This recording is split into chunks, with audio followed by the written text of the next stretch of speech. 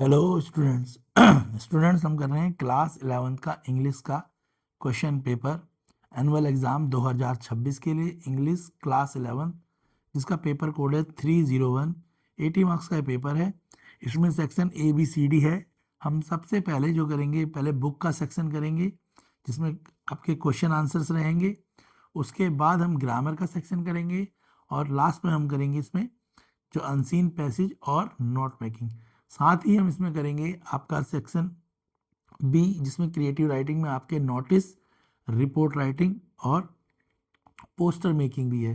तो complete paper करेंगे। चलिए स्टार्ट करते हैं। सबसे पहले सेक्शन जो बुक का सेक्शन है NCERT का, उसे स्टार्ट कर लेते हैं।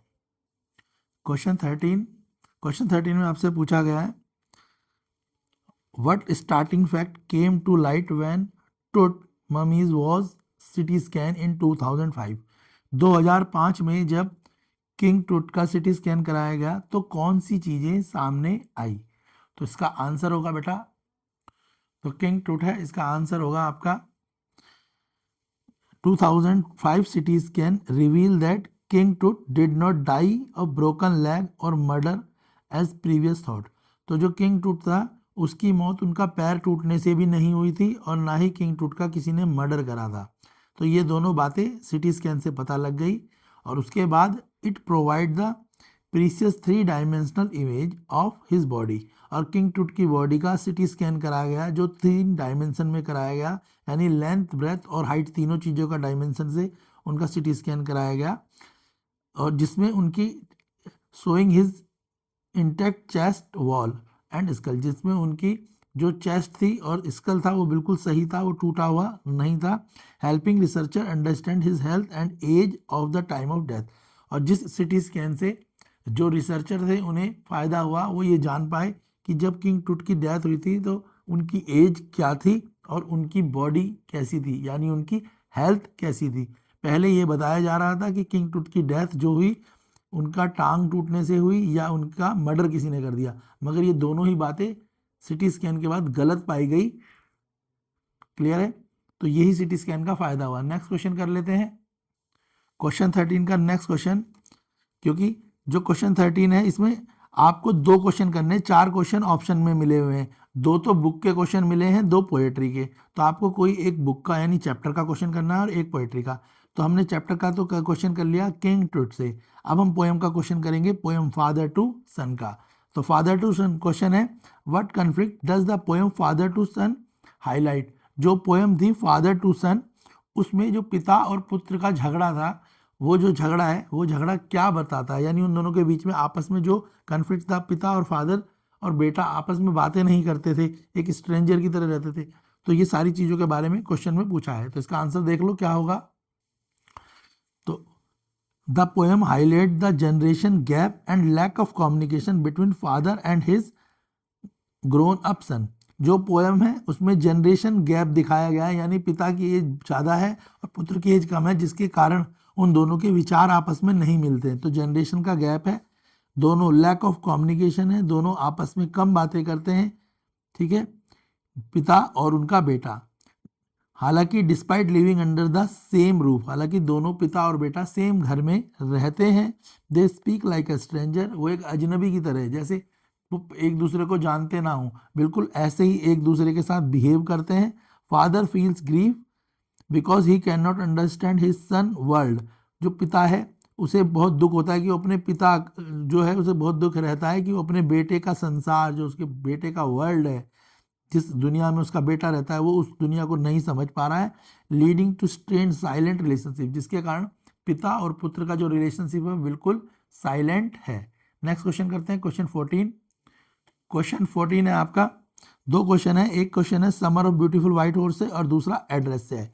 पेपर में भी आपके बिल्कुल ऐसे ही क्वेश्चन आएगा, दोनों में से कोई एक क्वेश्चन आपको करना होगा। तो हम एड्रेस का क्वेश्चन करेंगे। What deeper meaning does the author convey through the narrator search for her mother's belonging in the chapter the address. जो द चैप्टर एड्रेस है उसमें जो पोएट है वो अपनी मम्मी का सामान लेने के लिए ढूंढती है, सामान को खोजती है और सर्च करते हुए मिसेज डॉर्लिंग के हाउस जाती है। तो ये मैसेज है कि वो अपनी माँ का जो सामान है, उसकी माँ तो अब घर पे दुनिया में नहीं है, पर वो अपनी माँ का सामान क्यों लेना चाहती है, इसके बारे में बताया गया है। चलिए देख लेते हैं आंसर क्या होगा इसका। तो आंसर क्या है इसका, देख लो। Narrator search for a mother belonging. नदर जो नरेटर है, कवित्री जो है, कवित्री समझते हो ना, पोइटस जो कवित्री है, वो अपनी मदर का बिलोंगिंग, जो अपनी माँ का सामान है, उसको सर्च करती है। Belonging represents a desire to reconnect with her past and her lost family, क्योंकि वो उस सामान के द्वारा जो उसने अपनी फैमिली के साथ पास्ट बिताया होता है, अपनी मम्मी के साथ जो उसने अच्छे पल बिताए होते हैं, वो उनको दोबारा याद करना चाहती है। हाउएवर, हालांकि seeing the item in the strange tasteless environmental make her realise that object lost their value. हालांकि जब वो देखती है कि उसकी जो मम्मी ने सामान जो था, जो उसकी माता ने सामान को बहुत अच्छे तरीके से रखा हुआ था, उस सामान को मिस डार्लिंग ने बड़े गंदे तरीके से और फैला के रखा हुआ था, और कुछ सामान खराब भी हो चुका था, जिससे उसे ऐसा लगने लगा कि अब जो ये सामान है, जो भी उसकी मदर की बिलोंगिंग्स हैं, अब उनमें वो चीज़ नहीं रही जिससे वो अपनी मदर की मेमोरीज को कलेक्ट कर पाए। तो उसे समझ आ जाता है कि ये अब जो सामान है, अब उसकी वैल्यू ख़त्म हो चुकी है। क्लियर है।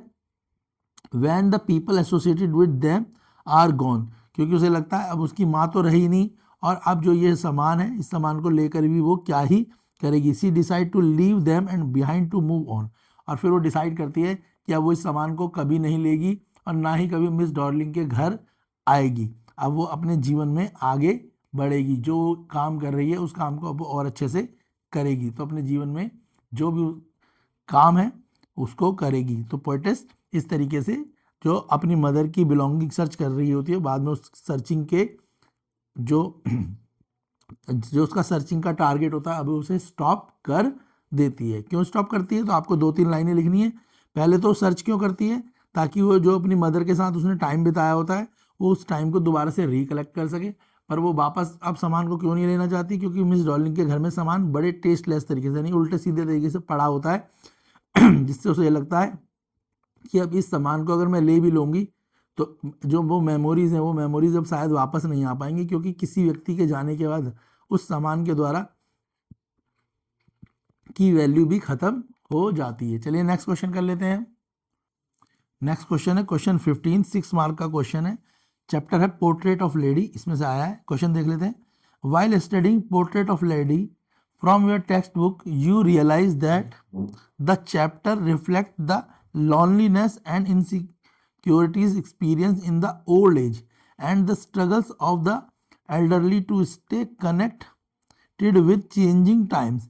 Thinking about the lives of many elderly men and women in India who spent their later year in the solitude, right an article 120 words, article भी लिख सकते हैं उसमें। ठीक है, तो बोला है जो हमने चैप्टर पढ़ा है पोर्ट्रेट ऑफ लेडी, उसके हिसाब से हमने देखा है कि जब हमारी एज, यानी लोगों की एज जब वो वृद्ध अवस्था में हो जाते हैं, तो अकेले रह जाते हैं। उनके पास या तो वो भगवान की पूजा करते हैं, या फिर वो पशु पक्षियों के साथ अपना समय बिताते हैं, क्योंकि उनके साथ कोई बात करने वाला नहीं रहता। तो इस चैप्टर को हिसाब से आपको इस चैप्टर के ऊपर एक 120 वर्ड्स का आर्टिकल लिखना है। ठीक है, चलिए हम स्टार्ट करते हैं। हम थोड़ा शॉर्ट में लिखेंगे जो आप समझ पाएँ और पेपर में आप लिख के आ सकें। तो हम लिखेंगे the portrait of lady, we see the grandmother's transition from the busy life in the village to a lonely one in the city.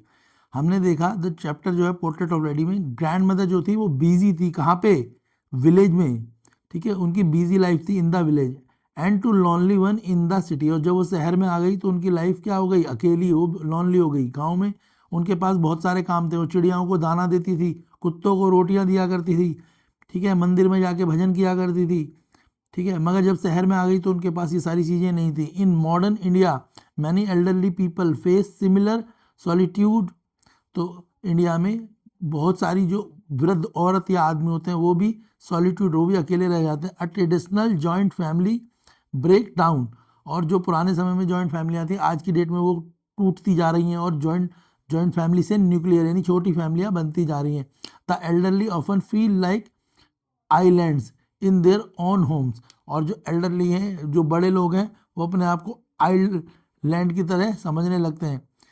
To support them we must, ठीक है, अगर हमें इन चीज़ों को ध्यान में देते हुए इस चैप्टर के हिसाब से spend quality time taking to them, हमें अपने जो घर में बड़े लोग हैं, जो हमारे ग्रैंड पेरेंट्स हैं, उनके साथ हमें टाइम बिताना चाहिए। Spend quality time taking to them, उनके साथ देना चाहिए।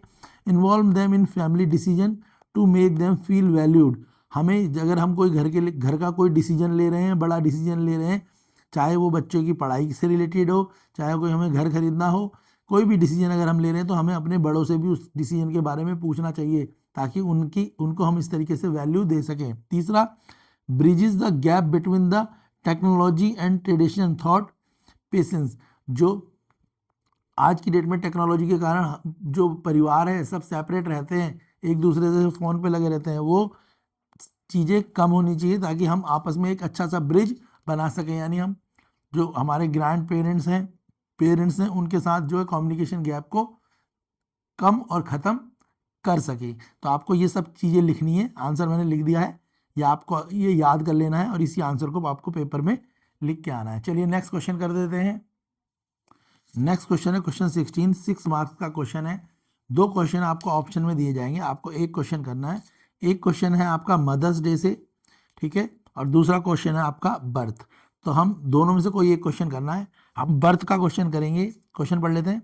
After reading the chapter birth, ठीक है, you were deeply inspired by the doctor sincerity and dedication to his profession. Letter लिखना है, अपने फ्रेंड को शेयर करनी है स्टोरी और जो तो आपने सोचा। तो हमने देखा कि जो इसमें डॉक्टर होता है वो किस तरीके से अपनी डॉक्टरी का पेशा जो अच्छे से निभाता है, और एक जो मरा हुआ बच्चा है वो उसको भी, जो बच्चा पैदा होते समय मरा हुआ होता है, वो उसको अपनी प्रैक्टिस से और अपनी डेडिकेशन से अंत में जिंदा कर देता है। तो आंसर देख लेते हैं क्या होगा इसका।